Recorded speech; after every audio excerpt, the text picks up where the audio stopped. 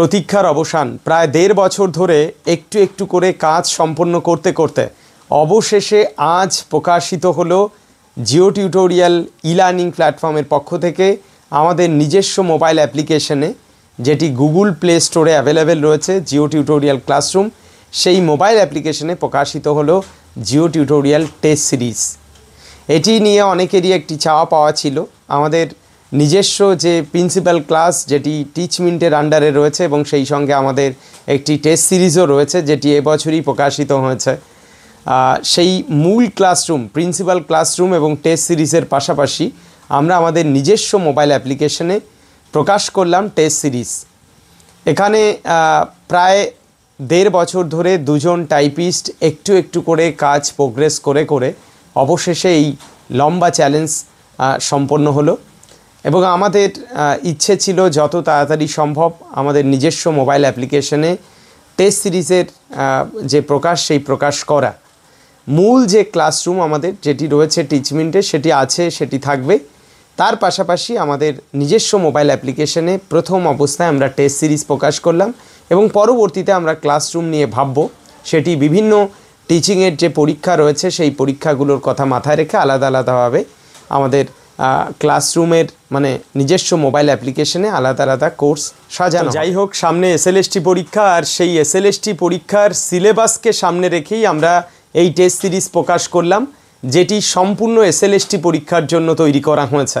এবং নবম, দশম ও একাদশ, দ্বাদশ স্তরের শিক্ষক নিয়োগের জন্য এককভাবে, যৌথভাবে এই টেস্ট সিরিজটা সাজানো হয়েছে।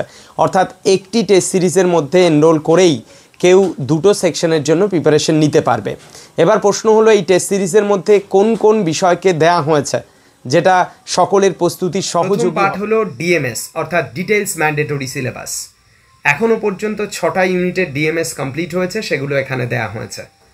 প্রত্যেকটা ইউনিট ওয়াইজ যে যে জায়গা থেকে প্রশ্ন আসার প্রবণতা থাকে পরীক্ষায়, সেইগুলোকে আমরা এক জায়গায় করে তালিকাবদ্ধ করেছি ইউনিট ওয়াইজ। তো সেইগুলো এখানে পরপর পিডিএফের আকারে প্রকাশ করা হয়েছে। ডিএমএস জিওটেকটনিক, যেটা 9-10-এর, ডিএমএস জিওটেকটনিক 2-তে রয়েছে, অর্থাৎ এটা 9-10-এর, এটা 11-12 সেকশন। এইরকম করে প্রত্যেকটা ইউনিট ওয়াইজ 9, 10, 11, 12 উভয় সেকশনের ডিএমএস পাবলিশ করা হয়েছে। এটা প্রথম সুবিধা। দ্বিতীয় সুবিধা হলো এই যে এটা হলো টেস্ট সিরিজ, এটা মূল বিষয় জিওগ্রাফি টেস্ট সিরিজ, যেটা এখানে রয়েছে 178টা মক টেস্ট এখনও পর্যন্ত, ইউনিট সাব ইউনিট ধরে 178টা মক টেস্ট। তো সেগুলো দিতে পারবে পরীক্ষা, এবং প্রত্যেকটা ক্ষেত্রেই পরীক্ষা সে একাধিকবার দিতে পারবে। একবার মাত্র নয়, একাধিকবার পরীক্ষায় দেওয়ার সুযোগটা থাকছে তার। ঠিক আছে, গেল। এরপরে তৃতীয় পার্টে যেটা রয়েছে সেটা হলো পুরো ইউনিটগুলো ধরে, এই যে unit base mock test, total 11টা ইউনিট, সেই প্রত্যেকটা ইউনিট ধরে এই মক টেস্টগুলো সাজানো হয়েছে। যেমনটি প্রত্যেকটা সাব ইউনিট সাব টপিক ধরে তো রয়েছে এই 178টার মধ্যে, এবং সেখানেও কিন্তু পুরো সিলেবাসের ওপরে একটা ইউনিট ওয়াইজ টেস্ট রয়েছে। যেমনটি যদি আমি দেখাই জিওটেকটনিক, এখানে কিন্তু এই যে 12 নাম্বার টেস্ট যেটা রয়েছে 11-12, এটা পুরো ইউনিটের ওপরে করা, অর্থাৎ জিওটেকটনিক ইউনিটের ওপরে 2টো টেস্ট গেল। তাছাড়া আবার আলাদাভাবে স্পেশাল ইউনিট ওয়াইজ টেস্ট রয়েছে এখানে, গেল।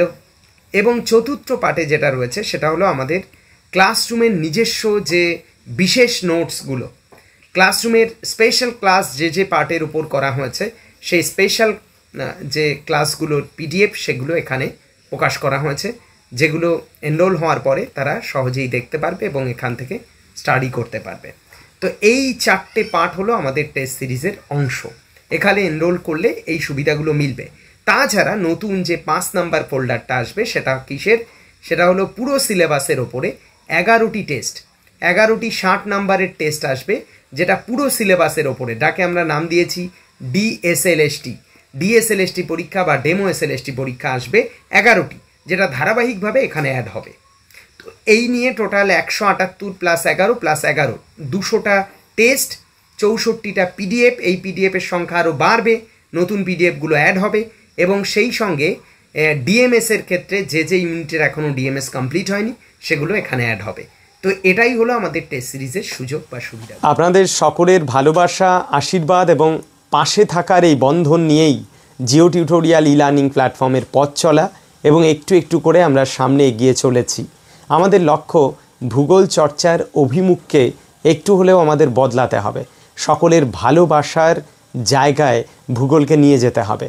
আর সেই কাজটা যেমনটি আমি করছি, আমাদের ক্লাসরুমের পক্ষ থেকে করা হচ্ছে, সেই সঙ্গে আপনাদের প্রত্যেককে সম্মিলিতভাবে এই কাজটা করতে হবে, যাতে করে ভূগোল চর্চার একটি নতুন পথ উন্মোচন হয় আমাদের সকলের সহযোগিতার মধ্যে দিয়ে। যাই হোক, এই পর্বের আলোচনা এবং ছোট্ট ভিডিও এই পর্যন্তই। দেখা হচ্ছে পরের কোনো ভিডিওতে। ধন্যবাদ।